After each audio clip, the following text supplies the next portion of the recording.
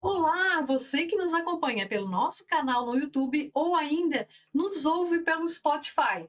Estamos recebendo hoje aqui no Conta Pra Gente o nosso amigo, o Máurio Borges. Máurio, seja muito bem-vindo. Vou falar aqui muito resumidamente o currículo do Máurio.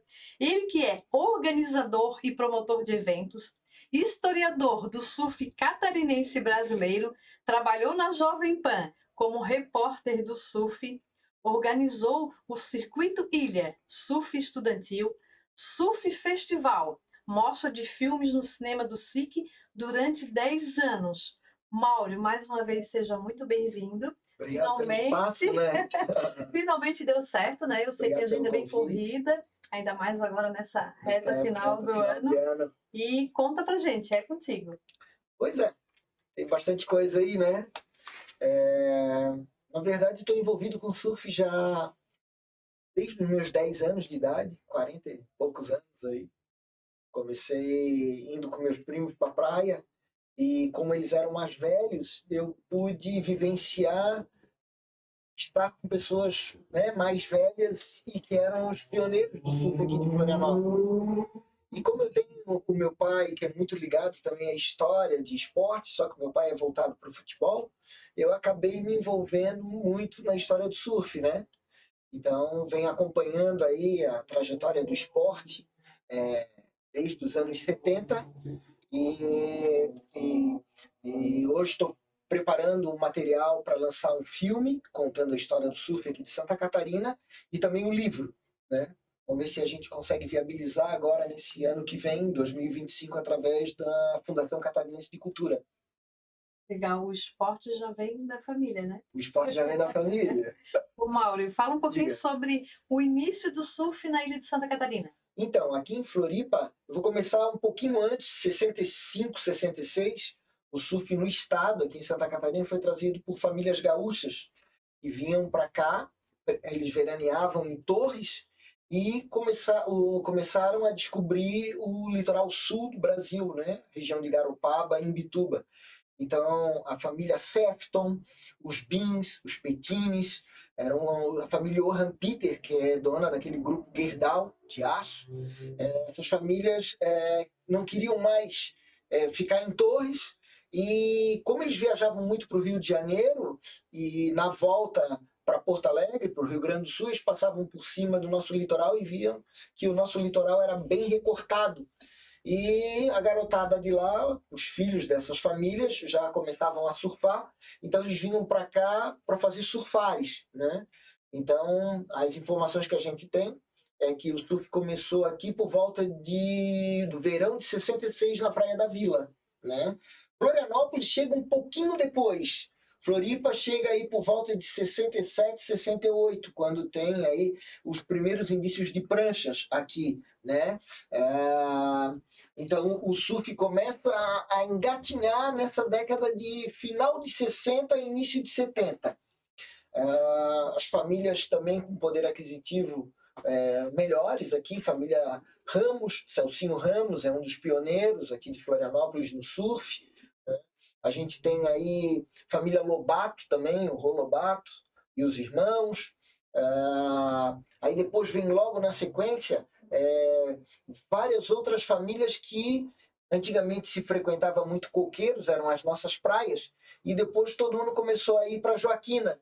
Então, nessa mudança da década de 70, é que começou o surf, a Praia da Joaquina, a se tornar o grande destaque. A gente tem, então, a Joaquina sendo o lugar, o centro de tudo, onde todo mundo se encontrava, né? E quando dava vento sul, todo mundo ia para a Barra da Lagoa.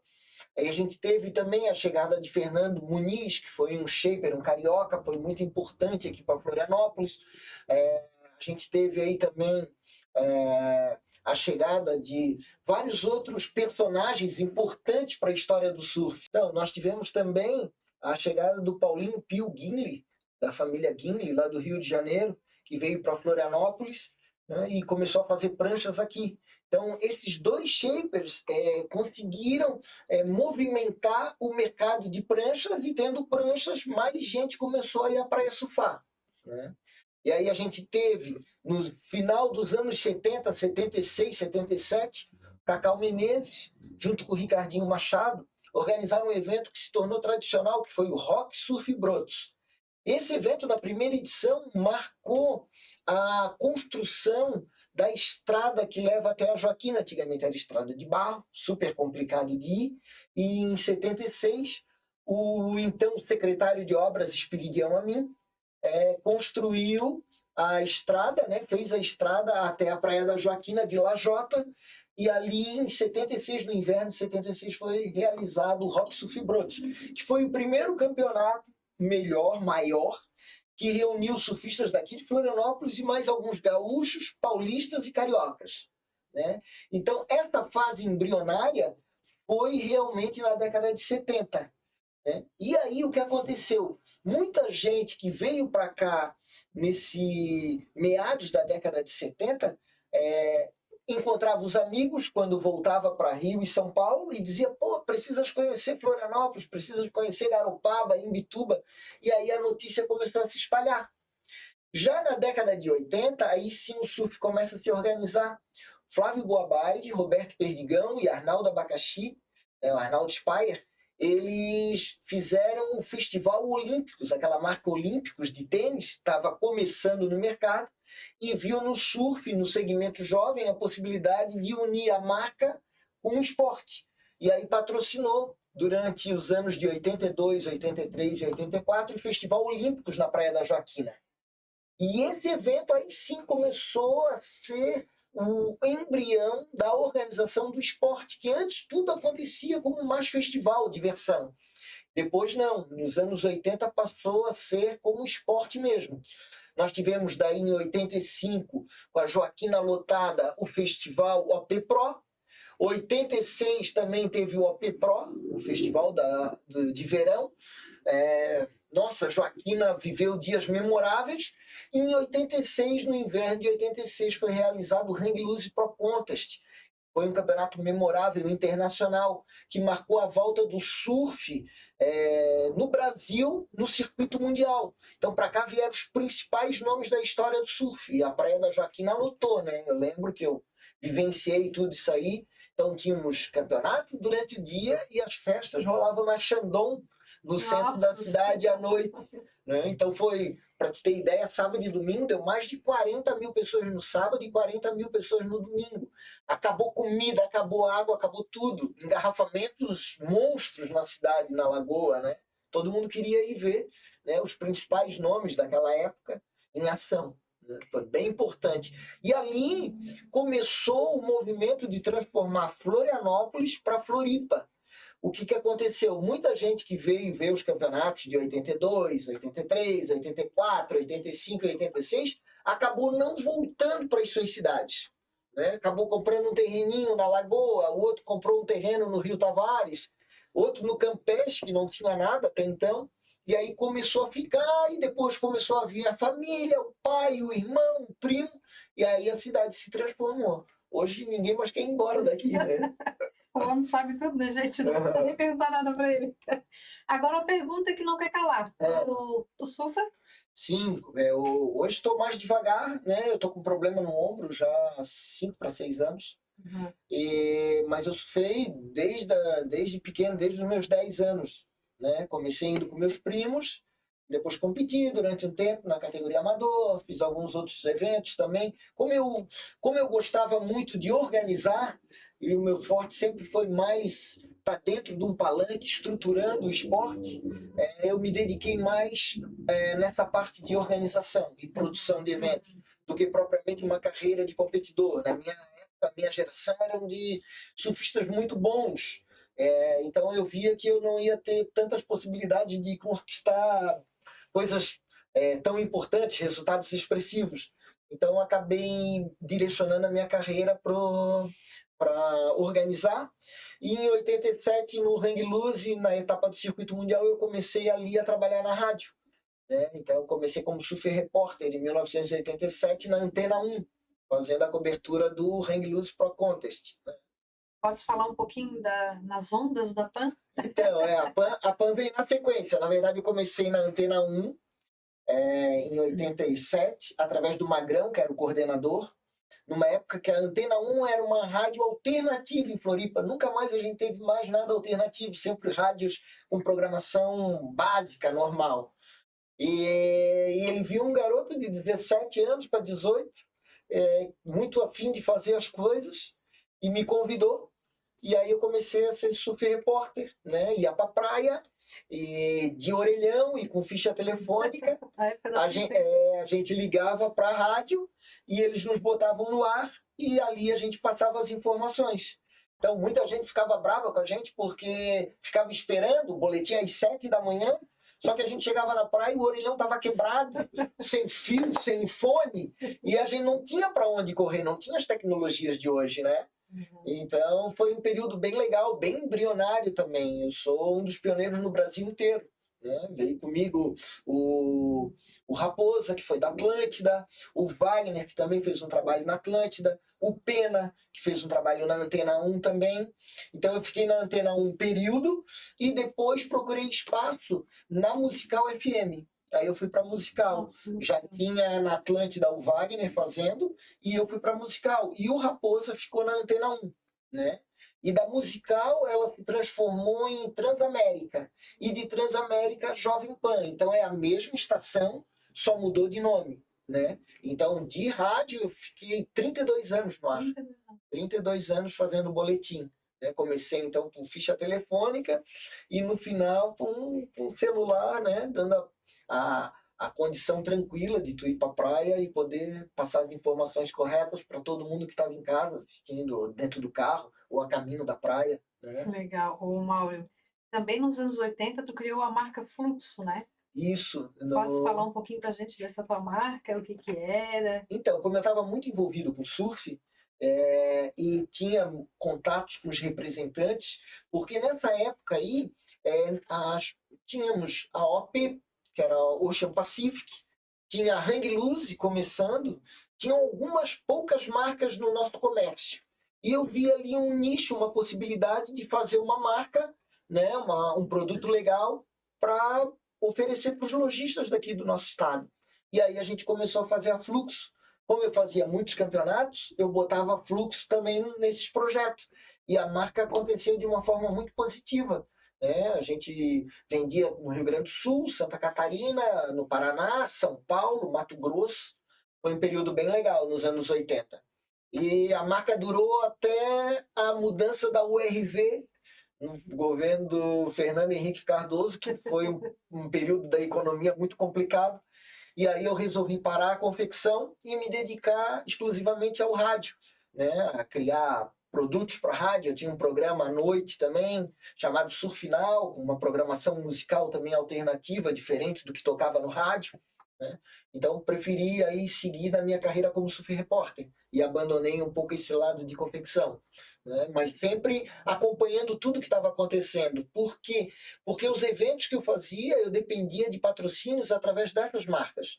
Então eu tinha uma boa relação com os principais donos das principais marcas do Brasil inteiro, né? Da Company, da Ciclone, da Hang Loose, da Osklen, de tudo que tu possa imaginar. Fiz trabalhos para todo mundo, né? Da Hot Butter, da Hawaiian Dreams, para todo mundo.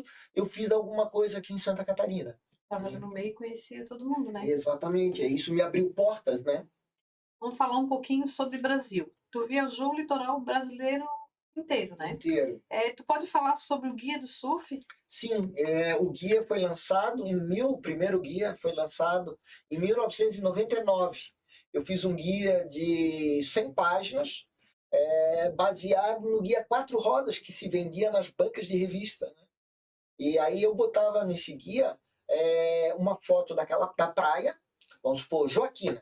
Então, qual o vento para dar onda na Joaquina, qual é a ondulação, onde comer, onde dormir, né? Se quebrou a prancha, onde mandar consertar.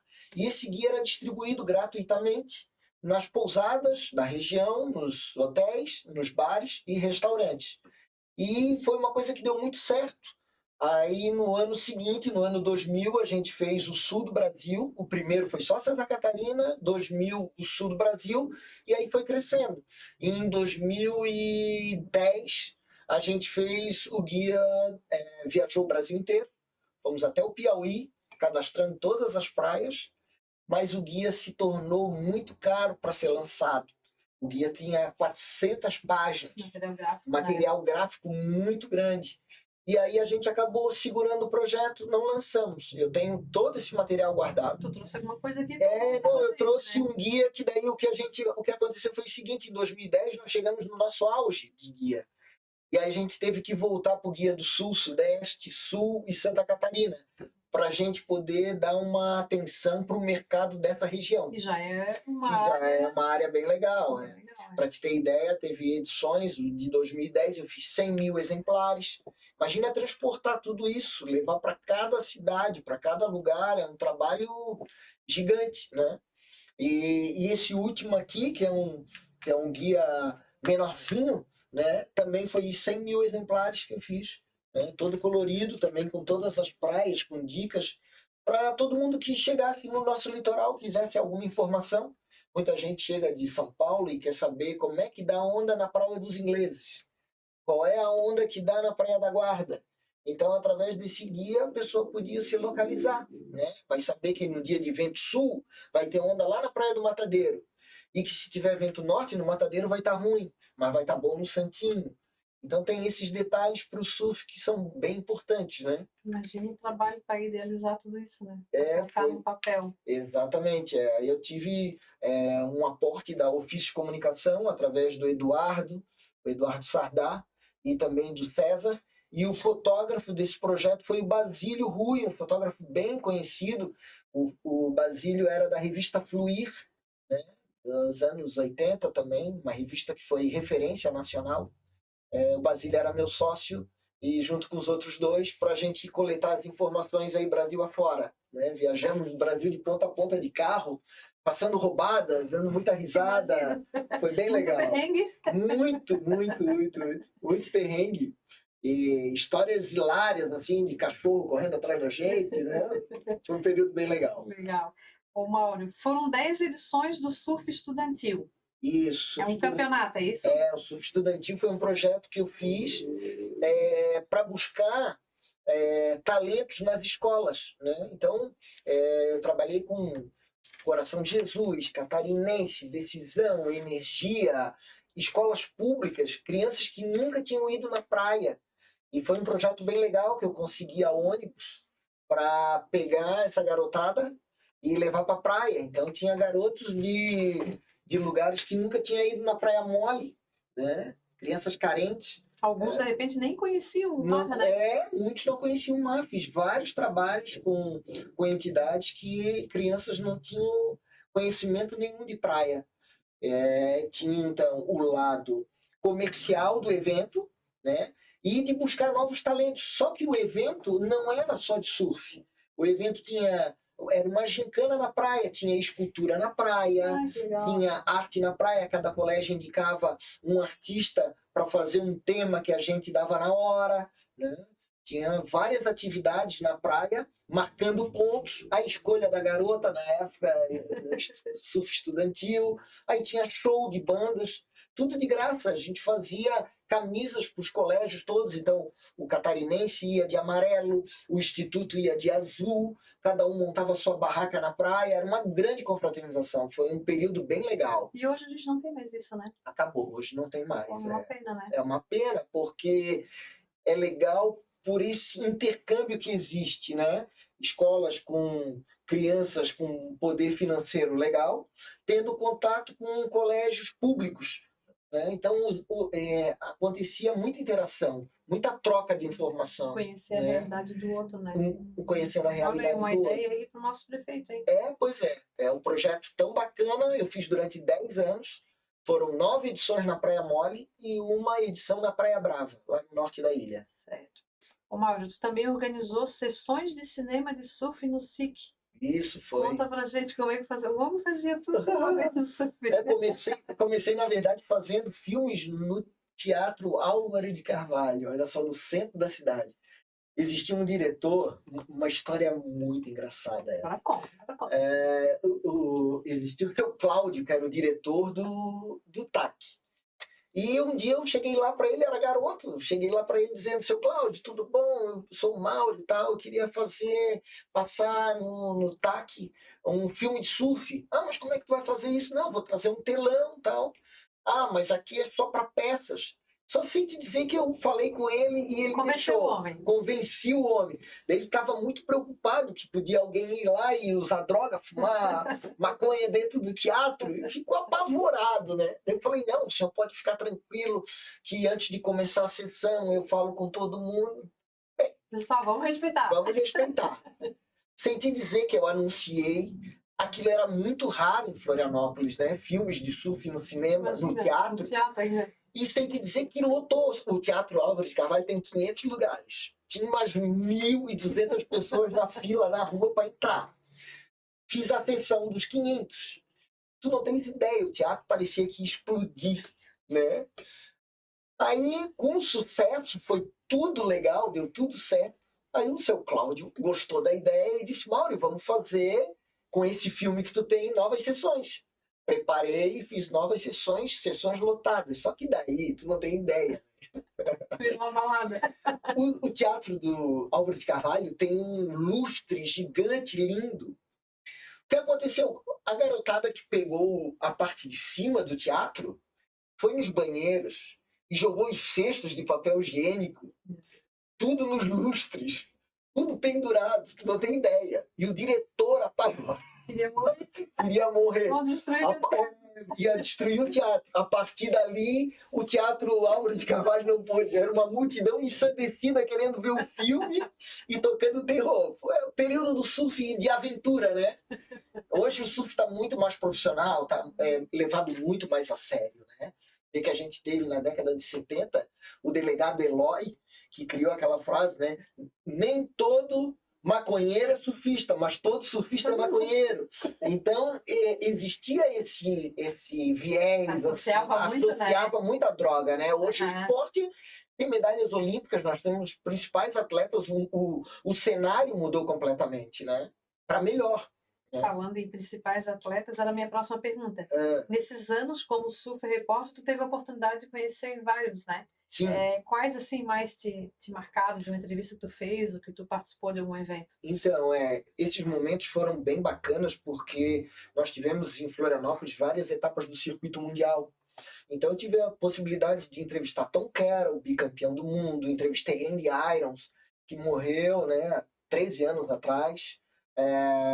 Entrevistei Dave McCauley, que ganhou o primeiro Hang Loose Pro Contest, era um cara desconhecido na época. Shaw Thompson, uma lenda, né, sul-africano, que a gente só via nos filmes no Havaí surfando. Mas a entrevista mais legal que eu fiz foi com o norte-americano Kelly Slater. O Kelly estava aqui na etapa que foi disputada em Bituba e ele tinha perdido o pai. E foi um ano bem difícil para ele. Não lembro se foi 2005 ou 2006. Ou 2015 ou 2016. Não, 2005 ou 2006. E foi o ano que o Andy Irons foi campeão mundial. E naquela edição ele não deu entrevista para ninguém. Ele não apareceu na entrevista coletiva. Ele estava um cara bem arredio. Ele e a namorada, que é uma brasileira, chegava, ficava no palanque, na área de pessoas VIP, né, quietinho no canto dele. E como eu conhecia a pessoa que dava yoga para ele, essa pessoa falou com ele dizendo, esse aqui é o Mauro Borges, que fez um trabalho assim, assim, assado, e ele resolveu conceder uma entrevista para mim. Que legal. E de última hora, né? E aí o que eu fiz? Eu liguei para a rádio e a gente entrou ao vivo, né, para a Jovem Pan, com ele na única entrevista que ele deu naquele ano aqui no Brasil, né? Então foram 12 minutos de entrevista ao vivo, né? A rádio Jovem Pan ela parou completamente da programação, sabe que 12 minutos no ar, né? É muita coisa. E eu não falei nada sobre surf, eu só perguntei para ele que a gente viaja e quando a gente viaja a gente encontra os nossos pedaços pelo mundo. Como eu sentia que ele estava muito emotivo, eu quis tirar todo da cena de campeonato, do pai dele e tal, e perguntei outras coisas para ele. E tu foi muito assertivo. E no final ele falou, cara, pela primeira vez eu falo sobre surf, mas que o surf não é a principal referência, né? E isso me projetou muito bem, porque muita gente ouvia a entrevista, então durante aquele período todo mundo falava, pô, Mauro, que legal a entrevista, buscasse coisas totalmente diferentes, não falasse do trivial, né? Então foi importante para mim, sim, sem dúvida. Agora eu vou falar um fato inusitado aqui. Me conta a história sobre a notícia da morte do surfista que não morreu, que é o Mark Okilupo, é isso? Falei correto? Foi uma barrigada enorme. O homem morreu ou não morreu? Não morreu. Todo mundo também comenta isso, foi muito engraçado esse episódio, porque antigamente no centro da cidade tinha o DOL. Não sei se tu lembra, o DOL, Produtos Naturais, que ficava na Vidal Ramos. E todo mundo se encontrava ali nos anos 80, né? 87, 88, 89. Ali era o ponto de encontro da cidade. E surgiu uma notícia que o norte-americano, que o australiano Mark Okilupo havia morrido. E na época era muito difícil de tu conseguir a informação. Eu já estava no rádio. E aí tentei informação com um surfista de Capixaba, Felipe Dantas. Ele estava na guarda. E o Felipe também disse para mim, Mauro, eu fiquei sabendo também dessa notícia. Eu tentei localizar o Teco. O Teco era o único brasileiro que corria o circuito mundial nessa época. O Teco e o Fabinho. E aí tentei localizar o Teco. Na época o telefone era discado de casa e era muito difícil da gente conseguir falar com essas pessoas, né? E aí não consegui falar. E eu, louco para dar a notícia de primeira mão, dar um furo de reportagem, falei que o Mark Okilupo tinha morrido. E a notícia simplesmente se espalhou pelo Brasil inteiro. Foi incrível. E eu lembro que na revista Fluir, 2 meses depois, saiu lá, né? Mark Okilupo não morreu. E o engraçado dessa história é que daí eu ia surfar nos lugares e todo mundo dentro da água falava Mauro, seu assassino, mataste Mark Okilupo. Então virou um grande folclore, né? essa barrigada. E na verdade ele não morreu e está vivo até hoje, acabou sendo campeão mundial em 99. E é uma das referências do surf mundial, né? O australiano Mark Okilupo é um cara que hoje é referência, né? Tá mais velho e tudo, mas sem dúvida nenhuma. Ô, Mauro, especial. Quais são os teus ídolos no surf? Poxa, no surf, eu acompanhei muito a história do Teco, né? Conheço o Teco desde pequenininho, Flávio Padarates. Então, o Teco era um garoto que eu torci muito, porque o Teco tinha uma imagem bem limpa do esporte e começou através do Teco. Aqui era o loirinho de olhos claros, que era a cara do surf, junto com o paraibano Fábio Gouveia. Esses dois foram fundamentais para a história do surf, para mudar a história do surf. Hoje a gente tem o Medina, tem o Felipe Toledo, tem o Ítalo, mas a história passa pelo Fabinho e pelo Teco, né? Porque eles é que pavimentaram, e alguns outros nomes também importantes, né? Cauli Rodrigues, Fred Dorey, né? O Rico de Souza, vários outros nomes importantes. Mas eu torci muito pelo Teco. Talvez o Teco seja, para mim, a maior referência. Ele é o principal nome do surf em Santa Catarina, né? E seja a minha maior referência. Mas eu gosto também do Slater, assim, pela imagem limpa que o Slater tem, né? São os dois que eu gosto, assim. Agora, ídolo, acho que eu só tenho um, que é o Zico, que eu gostaria de conhecer e pedir um autógrafo. Os demais não, assim, mas o Zico, sim, no futebol, né? E eu nem sou Flamengo. Não é pra isso, mas já é figueirense. Eu sou Figueira. Vamos com essa É a veia do pai, né? É a veia do pai. A veia do pai. Inclusive, teu pai já é o próximo convidado, né? Porque teu pai tem história aí no futebol, né? O pai tem bastante história, o pai é historiador, né? Também, eu herdei essa coisa do meu pai, também já com 4 livros lançados. Meu pai pegou um período bem legal do remo em Florianópolis e veio cadastrando todas as informações. O pai foi fundador da Associação dos Cronistas Esportivos, é o único fundador vivo hoje. E também fez parte da Rádio Guarujá, que na época era a única rádio, era muito importante, era Diário da Manhã e Guarujá, que era a principal, maior e melhor equipe do rádio esportivo, né? Então eu peguei essa veia do meu pai. É tão bom isso porque eu consegui dentro do meu esporte, né? Do esporte que eu me envolvi, do esporte que eu estou há 46 anos, né? Até hoje faço coisas, né?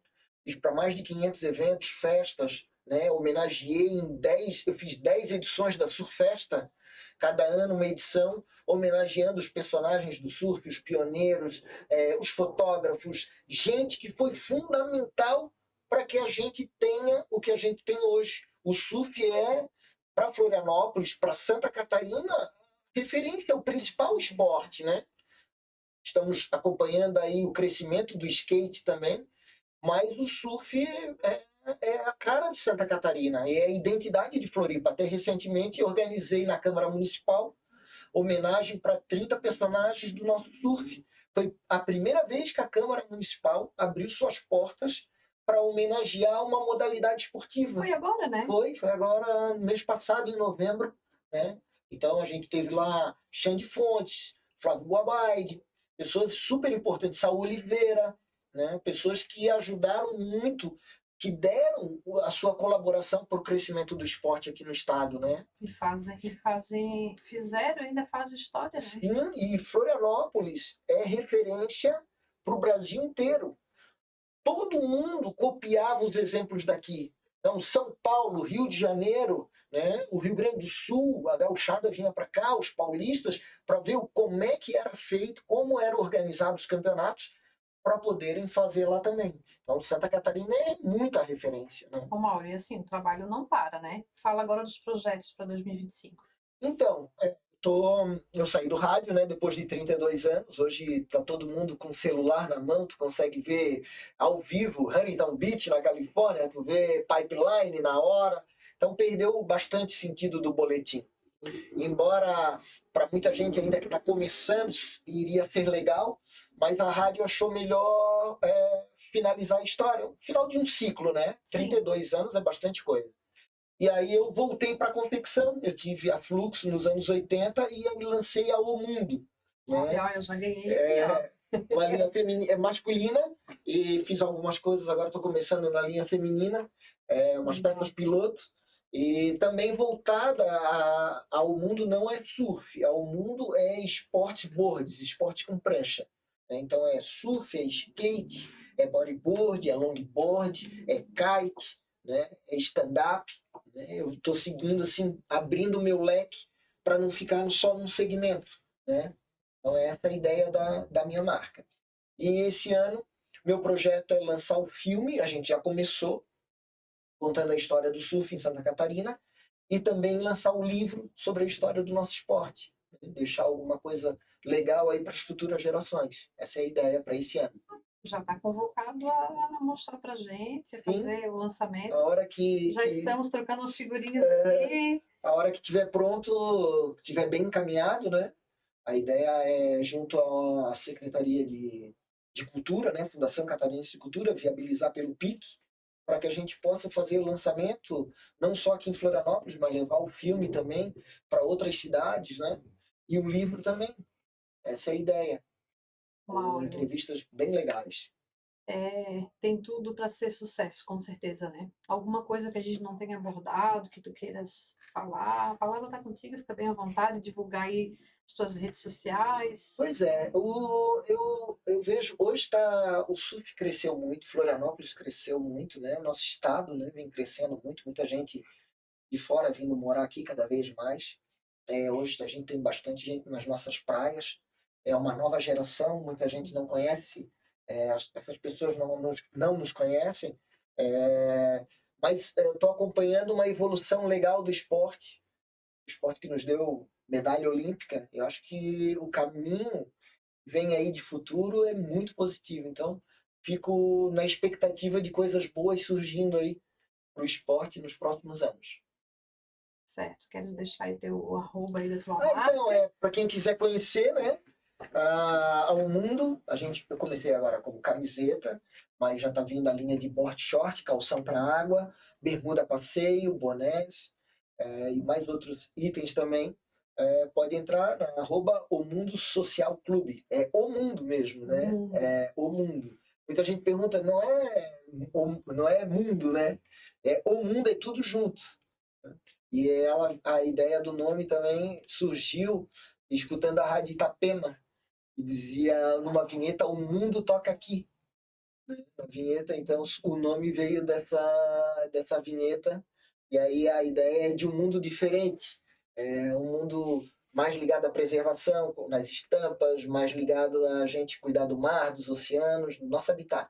Trabalha mais a conscientização, né? Trabalhar mais a conscientização. Tão necessária, né? Tão necessário, tão importante nos dias de hoje. A gente está vendo uma degradação, né, absurda em tudo quanto é lugar. Nosso meio ambiente precisa, né, nosso cuidado, nosso carinho, nossa atenção. E eu acho que a minha bagagem no surf, eu fui ligado, fui presidente da Praia Mole, da Associação Verde Futuro. Nós conseguimos manter a Praia Mole e a Galheta como parque. No ano de 88, 89, queriam construir no canto direito da Praia Mole. E a gente, tudo garotada também, fomos no Ministério Público. Eu lembro da primeira vez no Ministério Público, eu não pude entrar, que eu fui de bermuda. Com a Ana Lúcia Hartmann e o Valmor Moreira, que nos receberam. E eles não acreditaram. O Das Aranha estava começando nessa época. O Muriel estava junto com a gente, que é o, né? Então a gente começou a fazer adesivo e mobilizar todo mundo, porque não vamos deixar construir na Praia Mole, e a gente conseguiu não ter mais construção, transformar a Praia Mole em área turística, né? E deixar um legado, E deixamos um legado para novas gerações. Na verdade, que as próximas gerações tenham essa consciência, né? Hoje a gente tem Moçambique, que não pode construir, a gente tem a Galheta, Praia Mole, né, e depois a Lagoinha do Leste. O resto tudo está tudo com construções, né, na beira da praia. É o crescimento desordenado. O crescimento, porque tem esse lado, né, que é importante para a cidade crescer, mas tem que ser dentro de um padrão, né, uma possibilidade de uma coisa mais organizada. Esperar que coisas boas aconteçam, né? Mauro, mais uma vez gostaríamos de te agradecer pela tua disponibilidade. Obrigado pelo carinho, pela atenção aí, né? Obrigada a você. E se quiser deixar uma mensagem final aí, fica à vontade, tá? Tá bom. Gostaria de convidar todo mundo, né, para acompanhar as redes sociais da Mundo Social Clube e acompanhar o surf, o skate. Tem tantos esportes legais, ou praticar várias escolinhas de surf hoje pelo litoral. Pessoal que vai pegar onda pela primeira vez, tem gente com 70 anos, com 80 anos surfando. É um prazer incrível, é muito legal. Então, fica aí o toque, né, para você que está sem fazer uma atividade física ou que quer conhecer o surf. Várias escolinhas de surf na Barra da Lagoa, que é o melhor lugar para se aprender. Fica como toque, então. Pessoal que quer buscar alguma atividade para fazer, né? A gente está entrando aí no verão, né? Possibilidade boa. Possibilidade boa. Obrigada, meu querido. Sucesso para ti. Tá bom? Obrigado pelo coração, espaço também. Sucesso para vocês.